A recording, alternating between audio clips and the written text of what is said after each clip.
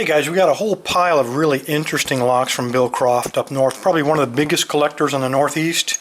And he sent me these, and I got to tell you, I've never felt more like getting my bolt cutters, because these locks have just proven to be impossible to pick. I've only had them a couple of weeks, but I want to show you what it is we're dealing with. This one, I call it the triple bomb. It's just a shutter lock. You wouldn't think it's too unusual until you take a look at this key.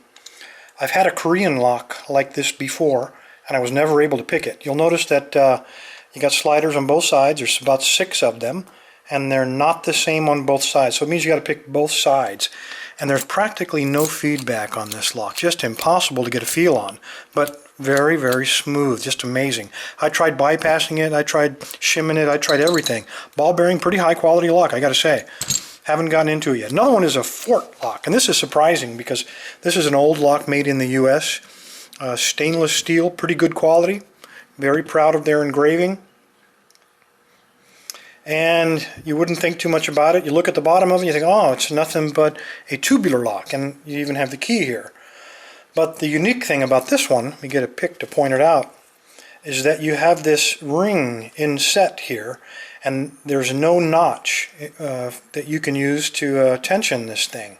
So how does it work? Well, if you look closely at the key, it's a normal 7-pinner, nothing unusual, until you get to the very top of the lock.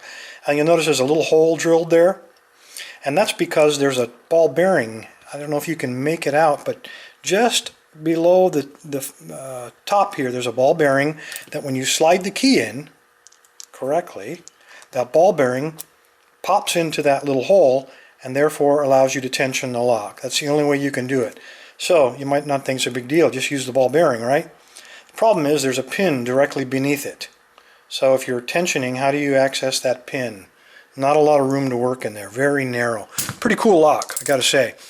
Another one, this is a LOB, this is a Polish lock, and it says Granite on it, Granite 1. This is a CEN4 locks, a European rating system for pretty high security. And you might say, well, why? It's just a padlock. Pretty good quality, but then take a look at this keyway. How in the world do you get a pick up inside of there? Because the pins are sitting on this ledge right here. So the moment you try to slide a pick in there, you've overset them. You might not think it's a big deal, but you can be sure that when they set these pins, set the pins up, they make sure that one or more of them are on the bottom. So in this case, unfortunately for us, it's the very first one. So even though you might successfully set those 5 or 6 pins, you've already overset that one. There's no way to get inside of this thing. Just amazing. That's the sole source of security, is a very paracentric keyway preventing us from getting up inside of there. Here's one I might be able to open at some point. This is an Ideal Security. This one's made in Brazil. Pretty good looking lock, very heavy duty, kind of a weird name. Works very smoothly. You might think you could shim it, but in fact you can't. Believe me, I tried. And so what's the big deal? Well, the big deal is that it's one of those nasty Zeiss cross locks. It's 16 pinner. I've tried raking it, and it's high enough quality where it will not open with the rake, so you're not going to be getting into that anyway except SPPing those 16 pins.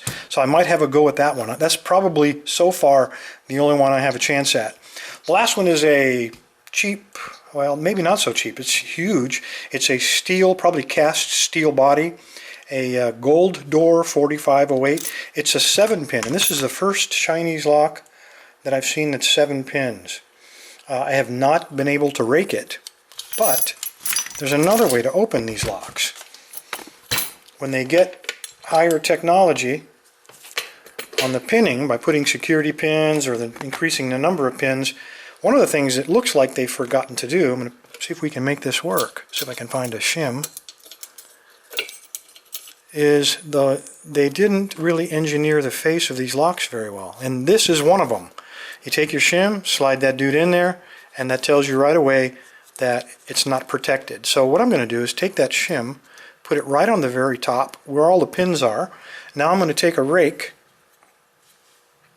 put a little bit of tension on there, and I'm just going to very lightly rake these pins.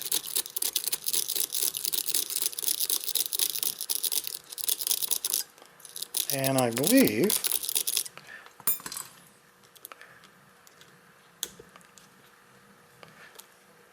we can almost open this lock. I think might have one more to go. And there it is. See if I can find a tension wrench that'll fit in there. There we go. So you don't need to pick them, you don't need to rake them, you don't need to shim them with up on the shackle. You can just use one of these inserts from a CD case, or you can buy these actual shims and you can get into these Chinese locks. Anyway, fellas, Bill, sir, thank you as always for the locks. I'm going to continue working on these until I bust at least one of them. Thank you for the locks. I really do appreciate it. Everybody else, stay safe, stay legal.